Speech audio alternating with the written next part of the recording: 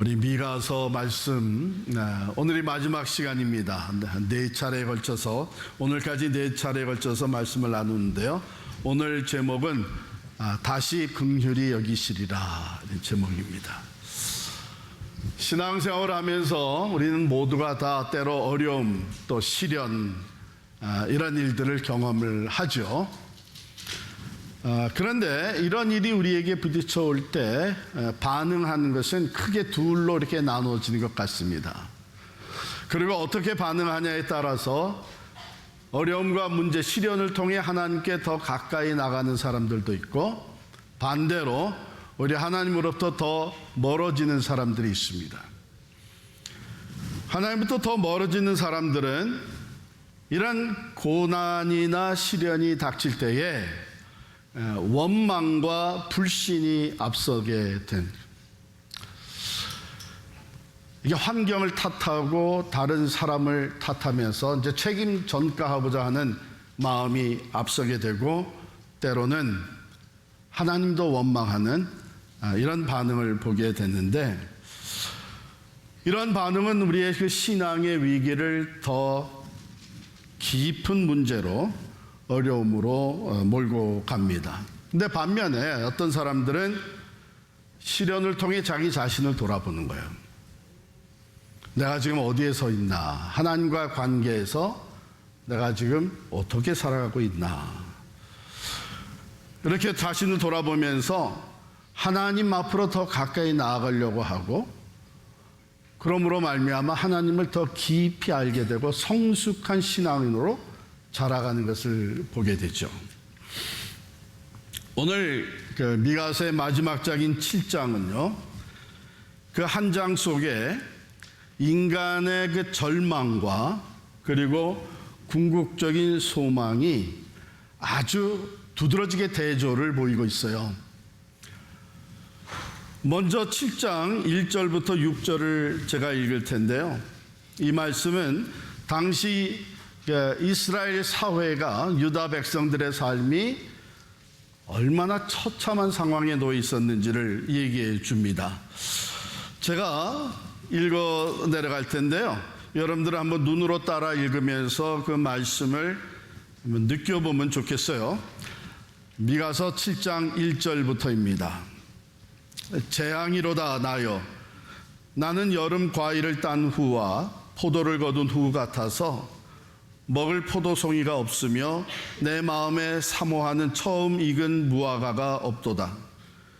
경건한 자가 세상에서 끊어졌고 정직한 자가 사람들 가운데에 없도다.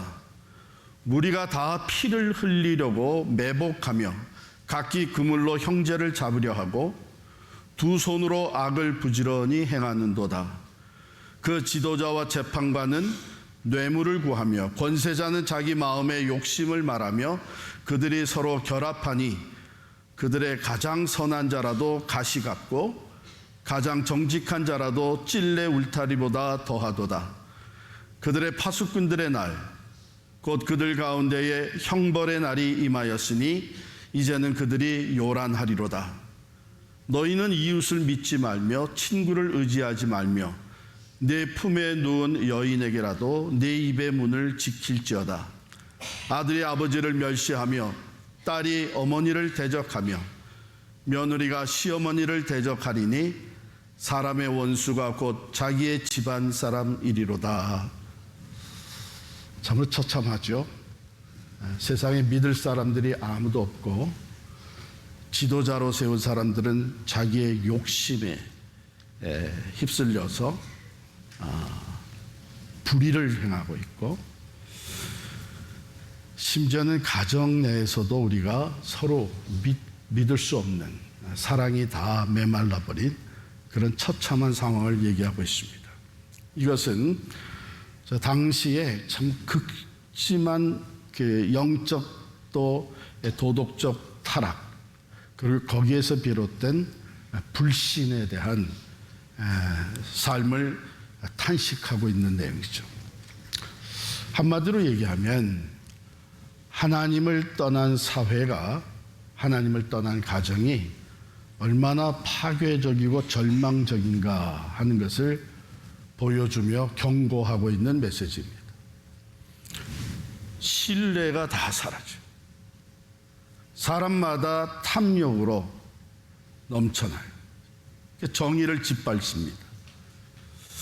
가정이 파괴되는 이 암울한 시대를 고발하고 있는데요. 그런데 이어지는 8절부터 보면 희망의 메시지로 전환합니다. 8절에 이런 내용이 나와요. 나는 엎드러질지라도 일어날 것이요. 9절입니다. 내가 범죄했기 때문에 진노를 당하지만 마침내 주께서 나를 광명에 이르게 하시리다.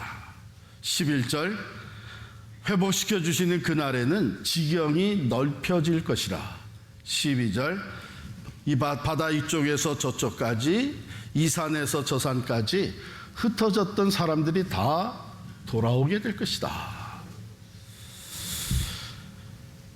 미가 선지자의 그 큰 탄식이 이제는 희망으로 전환됐는데, 그 전환점에 있는 말씀을 우리가 함께 읽도록 하겠습니다. 7절 말씀인데요. 다 함께 읽습니다. 오직 나는 여호와를 우러러보며 나를 구원하시는 하나님을 바라보나니 나의 하나님이 나에게 귀를 기울이시리로다. 아멘. 큰 낙심과 절망, 두려움과 낭패 가운데서도 하나님을 바라보는 사람, 하나님이 나를 구원하신다고 하는 믿음을 가지고 하나님을 바라보는 사람, 그 사람의 삶은 희망으로 전환된다. 이 메시지를 우리에게 강하게 전하고 있는 것입니다. 오직 나는 여호와를 우러러보며 나를 구원하시는 하나님을 바라보나니 나의 하나님이 나에게 귀를 기울이시리로다. 인간적으로는 말이에요. 기댈 곳이, 믿을 것이 완전히 사라졌을 때에 미가 선지자는 오직 하나님께 시선을 고정시키고 있는 것이죠. 이 희망의 메시지를 확신하면서 미가 선지자는 이제 마지막 부분으로 접어들 때에 오늘 14절부터 마지막 20절까지인데요. 거기에 믿음에 찬 기도를 하나님께 드립니다. 그가 확신하고 있었죠. 내가 이런 상황이라고 할지라도 하나님을 우러러 바라보며 구원의 하나님을 신뢰하며 기도할 때에 하나님이 내 기도를 들으시리로다. 이 확신을 가지고 14절부터 기도하고 그리고 18절부터는 찬양이 울려 퍼집니다. 이것이 미가서의 결론이면서 궁극적인 믿음의 고백이에요. 뭐라고 하나님을 찬양하는가? 18절 말씀 다 함께 읽습니다. 주와 같은 신이 어디 있으리이까? 주께서는 죄악과 그 기업의 남은 자의 허물을 사유하시며 인애를 기뻐하심으로 진노를 오래 품지 아니하시나이다. 미가, 선지자 미가의 그 이름 뜻이 바로 이 말이거든요. 여호와와 같은 자가 누구인가? 이게 미가 이름의 뜻이에요. 세상에 하나님과 비교할 수 있는 존재가 하나도 없다고 하는 것을 선포하고 있는 것이죠. 그 믿음으로 고백하며 하나님의 그 특별하신 그 존재에 대해서 찬양하면서 이 미가서가 마치게 됩니다. 자, 그러면 하나님을 유일무이하게 그 어느 누구와도 비교할 수 없는 그 하나님의 독특하심이 무엇이라고 미가는 노래하고 있는가? 다름이 아니라 긍휼입니다. 하나님의 긍휼하심은 다른 어느 누구와도 비교할 수 없다. 하나님의 그 사랑과 하나님의 그 긍휼하심, 그 주와 같은 신이 또 어디 있겠는가, 이런 고백이거든요.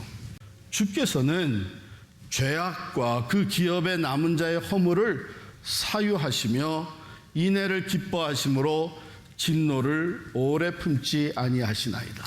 죄악과 허물을 사유하신다.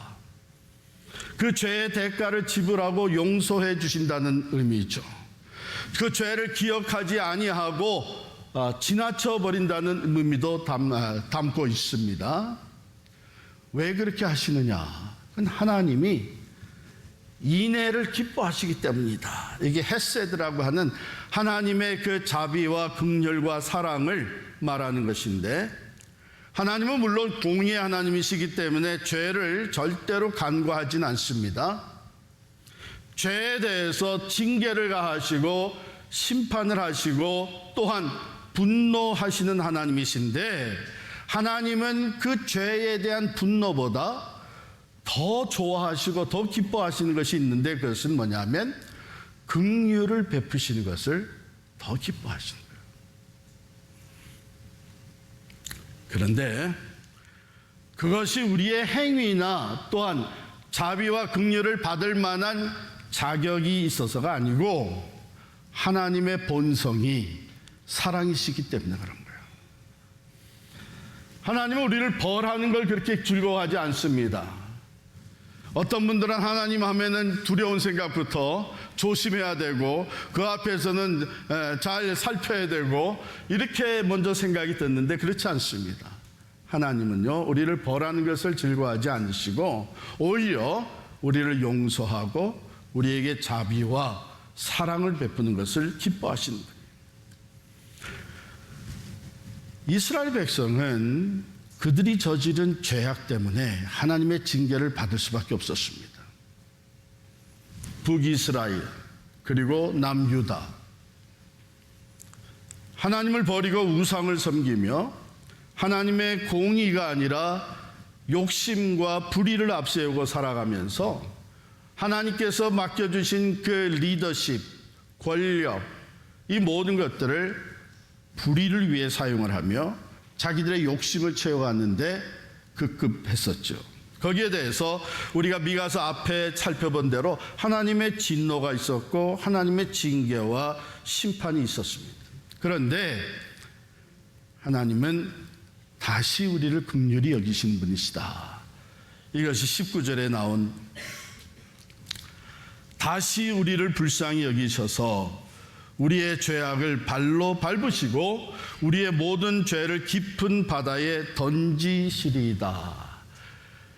하나님이 우리가 해결하지 못하는 죄 문제를 우리가 하나님께 가지고 나아갈 때에 하나님께서 그걸 해결해 주시는데 발로 밟는다는 거예요. 여러분, 이 발로 밟는다는 것은 무엇을 의미할까요? 그렇죠. 이것은 하나님께서 죄악을 발로 밟으신다는, 즉 죄악을 정복하고 그 죄가 무력하게 만드신다는 뜻이에요. 우리는 그렇게 못해요. 다시 또 죄의 유혹에 넘어질 수밖에 없는데, 우리가 그것을 하나님께로 가지고 나아가면 겸손히 고백하면서 내가 이 죄를 범했습니다, 내가 이 죄에서 헤어나지 못하고 있습니다, 내가 죄인입니다, 고백할 때에 하나님께서 그 죄를 다스려 주시는 거예요. 발로 밟으신 그 죄를 정복하고 무력하게 만드시는 하나님이시죠. 그 죄의 권세와 지배력을 파하시는 분이 하나님이십니다. 또한 그 다음에 보면 우리의 모든 죄를 깊은 바다에 던지시리다 그랬어요. 깊은 바다에 던졌다. 왜? 다시 떠오르지 못하도록. 다시 떠오르지 못한다는 것은 이젠 기억에서 사라지게 만든다는 뜻이죠. 다시는 그것을 건져내거나 볼 수 없게 만드시면서 영원한 망각의 장소로 던져버리셨다는 그런 의미를 담고 있습니다. 성경에 보면 바로 이 하나님의 다시 긍휼히 여기시는 은혜와 그 신실하심으로 말미암아 회복된, 즉 절망적인 상황에서 다시 희망으로 회복된 사람들의 이야기로 가득 차 있어요. 아마 그걸 우리가 일일이 꼭 손꼽아서 이제 얘기하기 시작한다면 말이에요. 여러분 아마 여기서 밤새야 될 거예요. 아마 구약에서 대표로 뽑는다면 아마 다윗을 뽑을 수 있을 거예요. 다윗은 하나님이 기름 부어 왕으로 세웠어요. 다윗은 누구보다도 하나님을 예배하는 것을 좋아했던 왕이에요. 그 하나님의 은혜로 강대국을 이루었어요. 그 다윗의 마음에 소원이 있었다면 하나님의 성전을 건축하는 거예요. 이런 다윗이 죄를 범합니다. 10계명에서 2계명을 어기는데 간음의 죄를 범하고, 그리고 그것을 감추기 위해서 바세바의 남편 우리아를 일부러 전쟁터에 보내서 죽게 만듭니다. 그러니까 살인의 죄까지도 범한 거예요.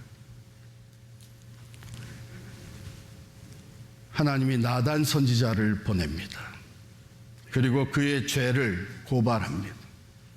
근데 다윗이 나단 선지자가 자기가 저지른 죄를 고발할 때에 그 자리에 즉시 엎드립니다. 내가 죄를 범했습니다. 회개합니다. 시편 51편에 보면 다윗이 이렇게 고백을 한 내용이 있어요. 하나님이여, 주의 인자하심을 따라 내게 긍휼을 베푸시며 주의 많은 자비를 따라 내 죄악을 지워 주소서. 내 죄악을 도말하옵소서.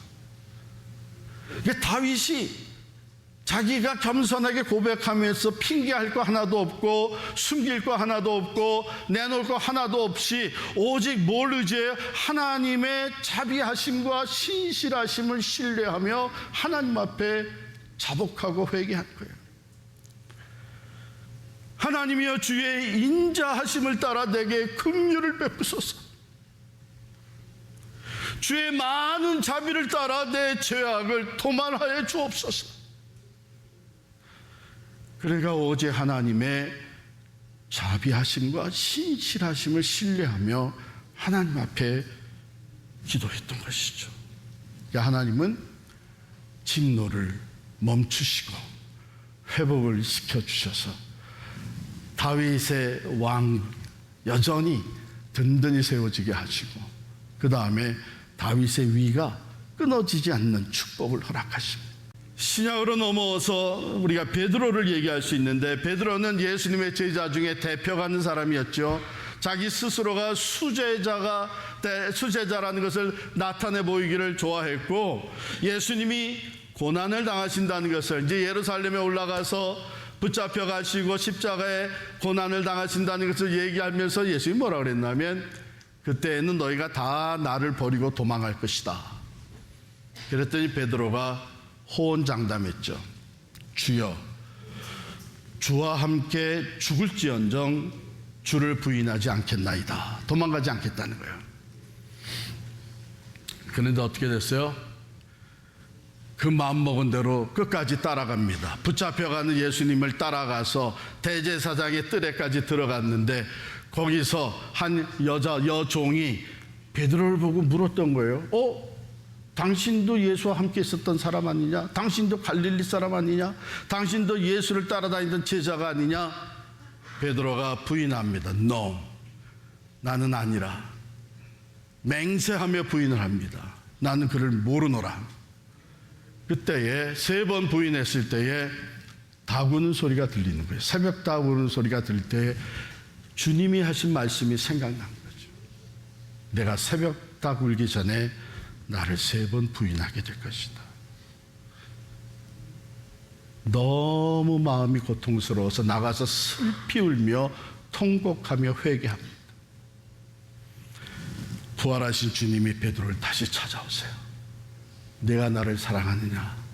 내가 나를 사랑하느냐? 3번 물으시면서 그를 완전 사죄의 확신을 갖게 해주시고, 내 양을 먹이라, 내 양을 치라, 사도의 위치로 회복시켜 주십니다. 그 후에 오순절 성령 강림의 사건과 함께 베드로가 성령이 충만해서 설교할 때 하루에 3,000명이 넘는 사람들이 예수를 믿고 하나님께로 돌아오는 놀라운 역사가 나타나는 거예요. 어떻게 그렇게 가능해요? 하나님의 자비와 긍휼하심 때문에. 하나님께서 다시 그를 불쌍히 여기셨기 때문에. 가정도 마찬가지입니다. 야곱의 가정, 그 12아들 모두가 다 서로 시기하고 질투하고 이 관계가 다 파괴되는 지경에까지 갔는데 하나님께로 돌아가면서 그 가정이 회복이 돼요. 그리고 그 12아들을 중심으로 12지파가 세워지잖아요. 하나님의 자비와 긍휼로 인해서 가정이 회복이 됩니다. 나라도 마찬가지입니다. 이스라엘뿐만 아니라 하나님을 알지 못했던 나라 아수르 그 니누의 성에 요나를 보내십니다. 요나가 가서 외칩니다. 이제 사흘 후면 이 성이 무너질 것이다. 이제 40일 후면 이 성이 무너질 것이다 외칠 때에 그들이 두려워서 하나님 앞에 자복하고 죄를 뒤집어쓰고 회개했습니다. 하나님은 진노를 멈추시고 그 나라를 지켜주셨습니다. 하나님의 자비하심과 신실하심으로 말미암아 저와 여러분이, 여러분의 가정과 또 이 사회가 지금 어떤 상황에 놓여 있을지라도 다시 하나님을 우러러 바라보며 구원의 하나님을 신뢰하면서 하나님 앞에 회개하며 기도할 때에 하나님은 놀라운 방법과 은혜로 회복시켜 주시는 거예요. 다시 기회를 주시는 거예요. 다시 불쌍히 여기시고 우리가 처리하지 못했던 그 죄 문제를 하나님이 직접 처리해 주시는데 발로 밟으시고 깊은 바다에 던지시며 다시는 기억조차 하지 않는다는 거예요. 여러분, 이 하나님의 자비와 신실하심이 바로 예수 그리스도 안에서 완성이 됩니다. 가장 완전하게 나타나 보인 거예요. 그 사도 바울은 이것을 이렇게 표현합니다. 우리가 경건하지 못할 때에 뿐만 아니라 우리가 아직 죄인 되었을 때에 한 걸음 더 나아가서 우리가 죄로 말미암아 하나님과 원수 되었을 때에 하나님이 먼저 우리를 사랑하사 독생자를 십자가의 화목의 제물로 보내주셨다. 그로 말미암아 우리를 향한 하나님의 사랑을 완전히 나타내 보여주셨다. 할렐루야. 뿐만 아니라 히브리서로 넘어가면 히브리서 8장 12절에 이렇게 기록을 합니다. 예수 그리스도의 새 언약을 설명하면서 내가 그들의 불의를 긍휼히 여기고 그들의 죄를 다시 기억하지 아니하리라.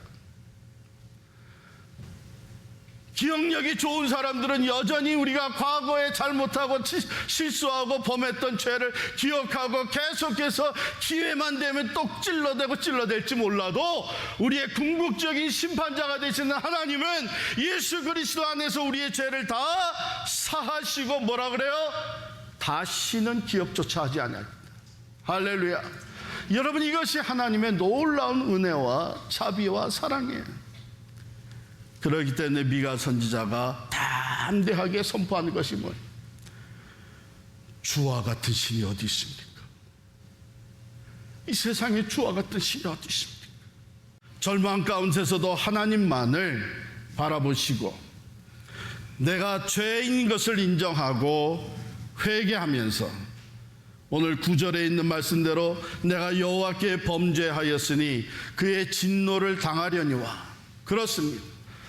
하나님께서 나를 사랑하시기 때문에 회복시켜 주시기 위해 내 죄를 깨닫게 하시고 회개하시는 이 징계를 내가 겸손히 받아들이고 그리고 하나님의 긍휼하심을 확신하고 찬양하며 하나님을 예배할 때에 하나님은 다시 우리를 긍휼히 여기시고 회복시켜 주시며 하나님의 선하시고 완전하신 목적대로 영광의 도구가 되게 해 주실 줄을 믿습니다.